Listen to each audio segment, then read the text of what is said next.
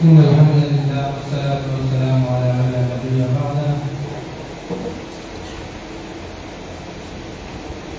ইসলামী গজল বিকার সংবর্ধনা অনুষ্ঠানে আজকে আমাদের মধ্যে উপস্থিত আমাদের সুনামগঞ্জের গর্ব, সুনামগঞ্জের অনেক পরিচিত একটি মাদ্রাসা, আমাদের মাদ্রাসা আপনারা সবাই জানেন এবং চিনেন। দীর্ঘদিনে এবং সুনামধন্য পরিচিত মুহতামিম সাহেব দামাত বরকাতুহুম আলিয়া এবং আরো এখানে অনেক উলামায়ে কেরাম, সুধীজন, সামনে উপবিষ্ট আমাদের সাংবাদিক ভাইয়েরা, ছাত্র ভাইয়েরা, উপস্থিত সবাইকে আসসালামু আলাইকুম। আমি সংক্ষিপ্ত একটি কথা বলবো। অনেকে মনে করতে পারি আমরা যে গজলের প্রতিযোগিতা আমাদের প্রয়োজন নেই। বর্তমান যে যুগ, এটা সুন্দর যুগ। আপনারা দেখবেন অনেক ভালো ভালো আলোচক আছে, অনেক মজলিসে আমরা দেখতে পাই অনেক ভালো ভালো আলোচক ইসলামের অনেক সুন্দর সুন্দর কথা বলেন, কিন্তু দেখবেন মানুষ ওনার কথার প্রতি তেমন একটা আকৃষ্ট নাই, মানুষ তেমন একটা জড়ো হচ্ছে। কিন্তু অনেক মানুষ, অনেক ওয়াইজিন এমন আছেন যাদের কণ্ঠ ভালো, এরা ওনারা যদি ওয়াজ করতে যান কোনো একটা মাহফিলে, যখন ওনার নামটা শোনা মাইকে অ্যানাউন্স করা হবে, ওনার বক্তব্যের আগে কিন্তু মানুষ জড়ো হয়ে যায়। আপনারা চিনেন তো যে আমাদের তাহিরের মতো অনেক ওয়াজিরা আছেন, আপনার সারাটা ওয়াজ শুনবেন, দেখবেন এই সমস্ত ওয়াজের মধ্যে কেমন ইসলামের কোনো গুরুত্বপূর্ণ কথাবার্তা নেই, কিন্তু লক্ষ লক্ষ মানুষ। এর কারণ কি?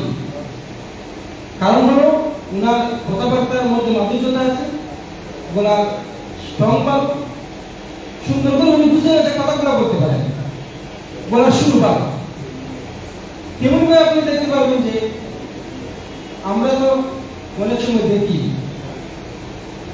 একই জায়গায় একই স্থানে একটা যদি গানের আয়োজন করা হয়, ভালো ভালো কণ্ঠশিল্পীরা আসে, দাওয়াত দেওয়া লাগবে না মানুষকে, হাজার হাজার মানুষ দ্রুত গতিতে চলে আসে, রাইতে রাত শুনে।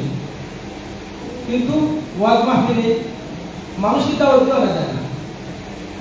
কারণ হলো মানুষ এখন এই সুরের প্রতি আকৃষ্ট হয়ে গেছে। যে ইসলামিক গজল যেগুলা এখন এটা হুজুর আকরাম সাল্লাল্লাহু আলাইহি ওয়াসাল্লাম দেওয়া হয়েছিল, যে হুজুর আকরাম সাল্লাল্লাহু আলাইহি ওয়াসাল্লামকে কাফির কুফাররা ওনারা বিভিন্ন কবিতার মাধ্যমে হুজুর সাল্লাল্লাহু আলাইহি ওয়াসাল্লামকে অসম্মানিত করত। এর প্রতিউত্তরে হুজুর আকরাম সাল্লাল্লাহু আলাইহি ওয়াসাল্লামের মধ্য থেকে অনেক সাহাবায়ে কেরাম এদের এই কবিতার মাধ্যমে কি দিয়েছেন? উত্তর দিয়েছেন, জবাব দিয়েছেন।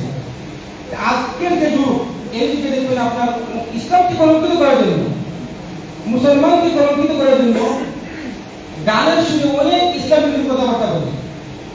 এটার কিন্তু আমাদের প্রতিবাদ করার প্রয়োজন। এটার প্রতিবাদ এভাবেই করতে হবে যেভাবে তাদের কাছ থেকে আসছে। সেই হিসাবে ইসলামী প্রতিযোগিতার মাধ্যমে, গজল প্রতিযোগিতার মাধ্যমে আমরা যদি ওই সমস্ত মেধাবী মানুষদেরকে নিয়ে আসতে পারি, বাহির করে, এবং তাদেরকে পুরস্কার দিয়ে, সংবর্ধনা দিয়ে যদি আমরা আকৃষ্ট করতে পারি, তাদেরকে যদি আমরা উদ্বুদ্ধ করতে পারি, তাহলে ওই সমস্ত কাফির কুফার যারা মুসলমানদেরকে হেয় প্রতিবন্ধকের বিভিন্ন গানের মাধ্যমে, ওই সমস্ত নাস্তিকরা যারা বিভিন্ন কবিতার মাধ্যমে মুসলমানদেরকে, ইসলামকে কলঙ্কিত করতে চায়, এদেরকে আমরা জবাব দেওয়া, তাদের ধারায় জবাব দেওয়া সহজ হবে আমাদের জন্য।